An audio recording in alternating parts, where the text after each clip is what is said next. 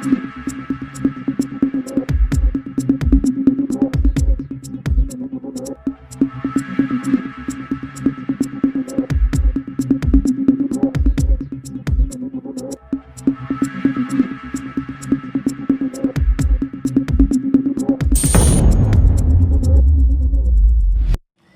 नाका येथील सुरू होणाऱ्या चैत्र नवरात्र उत्सवाच्या देवीच्या जागराला सुरुवात।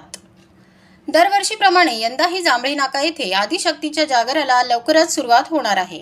आनंद चॅरिटेबल ट्रस्ट आयोजित चैत्र नवरात्र उत्सव देवीच्या मंडपाचे भूमिपूजन शिवसेना नेते खासदार राजन विचारे व त्यांच्या पत्नी सौ नंदिनी विचारे यांच्या हस्ते संपन्न झाले। आज या ठिकाणी चैत्र नवरात्रीनिमित्त आनंद चॅरिटेबल ट्रस्टच्या वतीने हा नवरात्र उत्सव संपूर्ण ठाण्यामध्ये सुपरिचित असलेला आणि शिस्तबद्ध पद्धतीने अनेक मंगलमय वातावरणात सुरू असलेला गेले 16 वर्ष सातत्याने या शिवाजी मैदानामध्ये हा उत्सव अतिशय आनंदात साजरा केला जातो। प्रतिवर्षाप्रमाणे चैत्र शुद्ध गुढीपाडव्याच्या दिवशी या उत्सवाची सुरुवात होईल। रामनवमीच्या दिवशी सांगता सोहळा असतो। अशा प्रकारे 9 दिवस या ठिकाणी हा चैत्र नवरात्र उत्सव साजरा होत असतो। या उत्सवामध्ये ठाण्यातील असंख्य देवी भक्त नागरिक भाविक सहभागी होतात आणि या आनंदामध्ये शोभा वाढवतात। त्यावेळी ठाणे जिल्हा प्रमुख केदार दिघे, उपशहर प्रमुख प्रदीप शिंदे, माजी नगरसेवक मंदार विचारे, युवा सेनेचे उपजिल्हा अधिकारी ठाणे शहर अर्जुन सिंग डाभी, सुरेश मोहिते, विभाग प्रमुख प्रशांत सातपुते, प्रदीप पूर्णेकर, स्वप्नील शिरकर, विनायक आंबेकर, शाखा प्रमुख महेश ढोमणे, अशोक घोलप, राजेंद्र महाडिक, सुधीर बेलोसे, बाबू शेलार, दिनकर पाचंगे, उपशहर संघटक मंजिरी ढमाले, कुंदा दळवी, अपूर्वा तेलवणे, अनुराधा बाईत, वनिता कोळी, गौरी तामणकर, विभाग संघटक सुनंदा देशपांडे, उषा बोरुडे, राष्ट्रीय कार्यकारिणी सदस्य धनश्री विचारे तसेच शिवसेना उद्धव बाळासाहेब ठाकरे पक्षाचे पदाधिकारी, युवा सेना व युवती सेना मोठ्या संख्येने उपस्थित होते। ब्युरो रिपोर्ट, जनादेश। आपली माणसं, आपला देश, पाहत रहा जनादेश।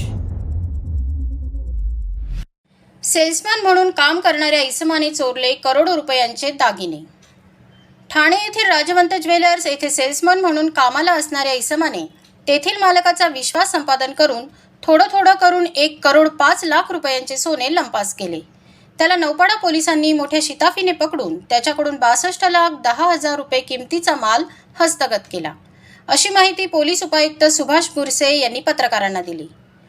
फिर्यादी सुरेश पारसमल जैन यांच्या राजवंत ज्वेलर्स येथे सेल्समॅन म्हणून कामाला असलेल्या राहुल जयंतीलाल मेहता याने नोव्हेंबर 2023 ते 9/3/2024 पर्यंतच्या कालावधीत मालकाचा विश्वासघात करून त्याच्या ताब्यात विक्रीसाठी दिलेल्या सोन्याच्या दागिन्यांपैकी 38 छोटे मोठे सोन्याचे हार, सोन्याचे 24 जोडी कर्णफुले, 3 सोन्याच्या चैन, 5 सोन्याचे बाजूबंद असे एकूण 1,05,00,000 किमतीचे सोन्याचे दागिने घेऊन फरार झाला।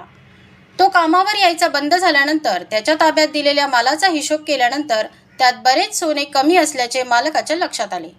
त्यानंतर त्यांनी नौपाडा पोलीस स्टेशनमध्ये तक्रार दाखल केली। त्याप्रमाणे 508 प्रमाणे गुन्हा दाखल करण्यात आला। या गुन्ह्याचं गांभीर्य बघून अप्पर पोलीस आयुक्त विनायक देशमुख, पोलीस उपायुक्त सुभाष बुरसे, सहाय्यक पोलीस आयुक्त प्रिया ढाकणे, वरिष्ठ पोलीस निरीक्षक अभय महाजन, पोलीस निरीक्षक गुन्हे कुंभार यांच्या मार्गदर्शनाखाली तपास अधिकारी API मंगेश भांगे व त्यांच्या पथकाने आरोपीचा शोध सुरू केला। आरोपी हा पोलिसांना गुंगारा देत मीरा रोड, मुंबई, इंदोर, गुजरात अशा वेगवेगळ्या ठिकाणी फिरत होता।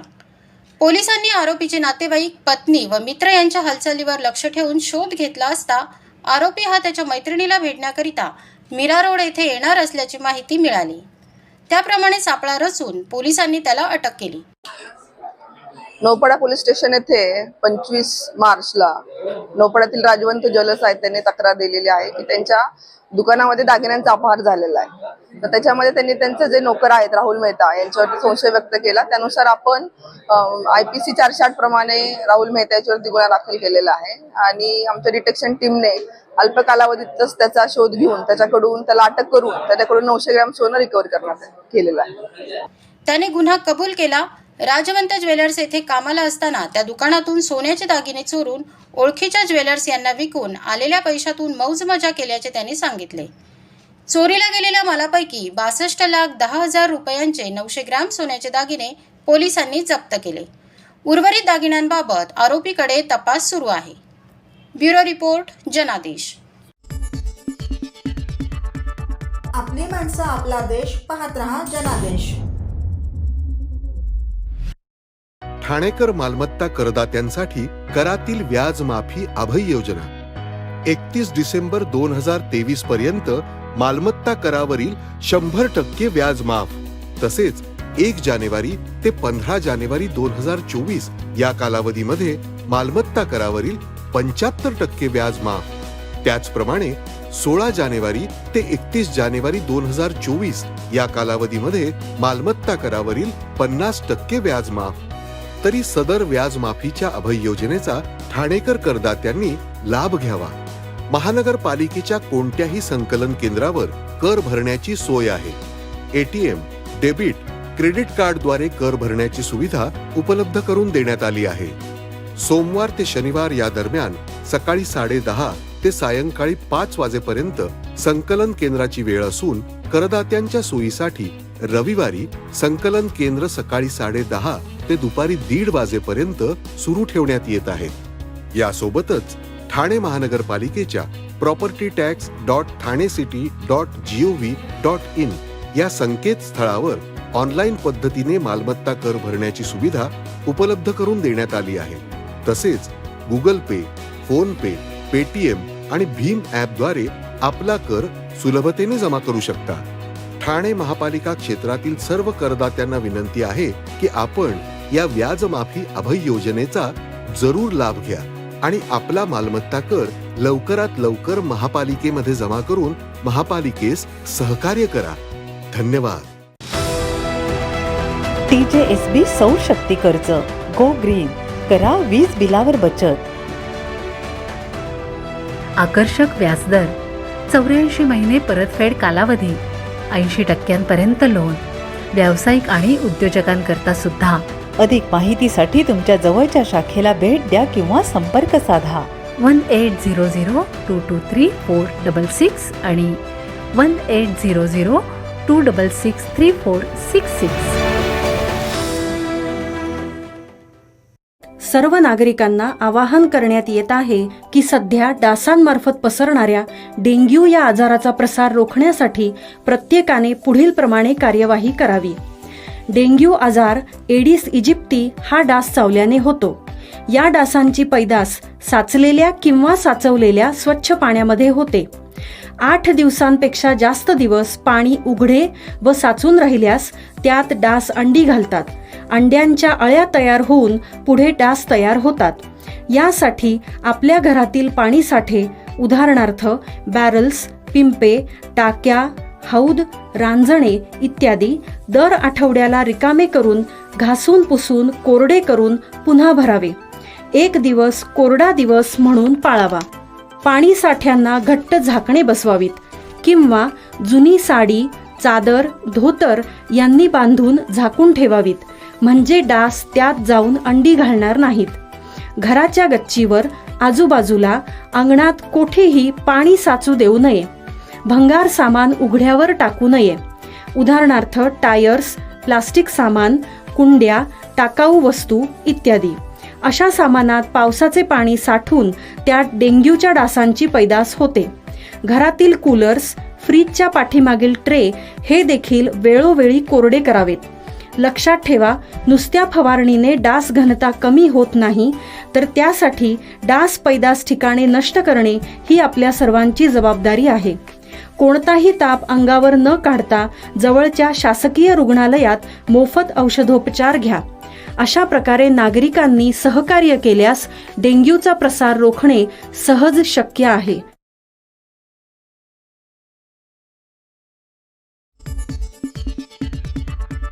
आपली माणसं आपला देश पाहत रहा जनादेश. ठाणे कारागृहामध्ये ठाणे मुक्ती दिन मोठ्या उत्साहात साजरा. सह्याद्री प्रतिष्ठानचे महाराष्ट्र राज्याचे कार्याध्यक्ष आमदार संजय केळकर यांच्या मार्गदर्शनाखाली सह्याद्री प्रतिष्ठान ठाणे आयोजित तर्फे ठाणे मुक्ती दिन मोठ्या उत्साहात ठाणे मध्यवर्ती कारागृहात साजरा करण्यात आला.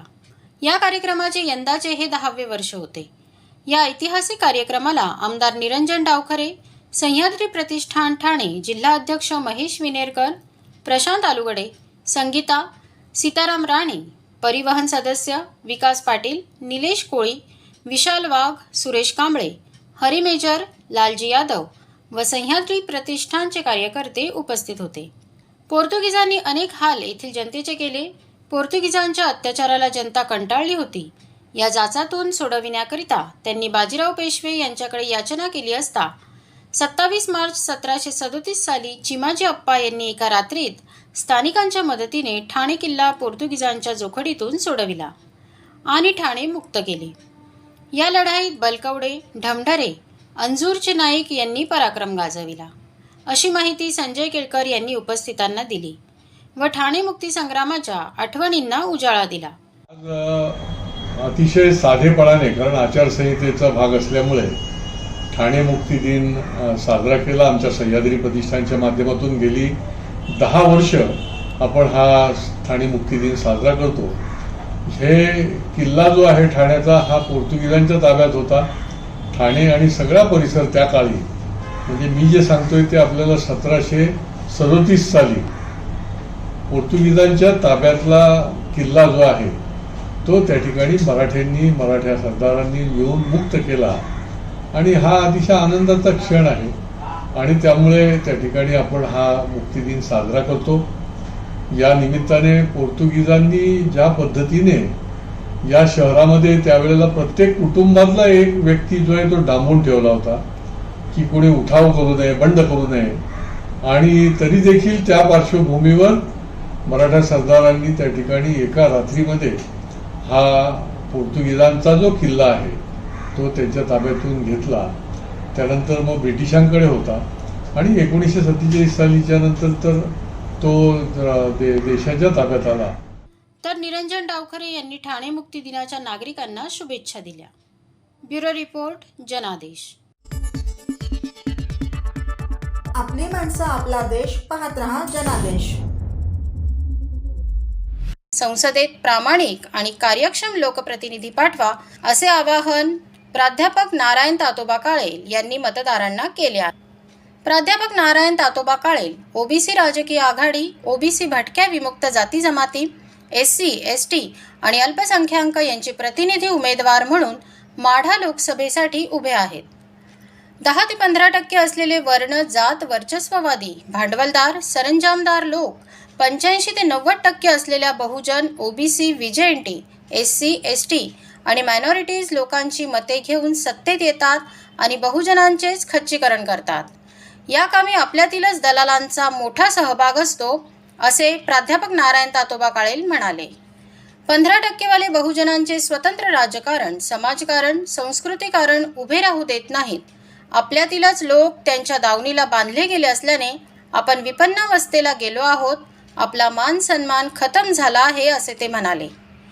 ओबीसींचे गेलेले आरक्षण परत मिळविण्यासाठी, जातनिहाय जनगणना करण्यासाठी, 100% मंडल आयोगाच्या शिफारसी लागू करण्यासाठी, शेतकऱ्यांचे प्रश्न स्वामीनाथन आयोग लागू करून सोडविण्यासाठी, कामगार हिताचे कायदे करण्यासाठी, महिला सक्षमीकरणासाठी, SC, ST आणि मायनॉरिटीज हित संरक्षणासाठी, शिक्षण प्रणालीत आमूलाग्र बदल करण्यासाठी, सार्वजनिक आरोग्य सेवेच्या सक्षमीकरणासाठी, खाजगीकरण थांबवून सरकारी प्रकल्प, उद्योग स्थापन करण्यासाठी, रोजगार निर्मितीसाठी, नदीजोड प्रकल्प आणि वीज निर्मितीसाठी, छोट्या व्यावसायिकांना संरक्षण आणि पतपुरवठ्यासाठी, बहुजनांच्या मान सन्मानासाठी, अतिमहत्त्वाचे संविधान आणि लोकशाही संवर्धनासाठी मी लोकसभा निवडणूक लढवत आहे.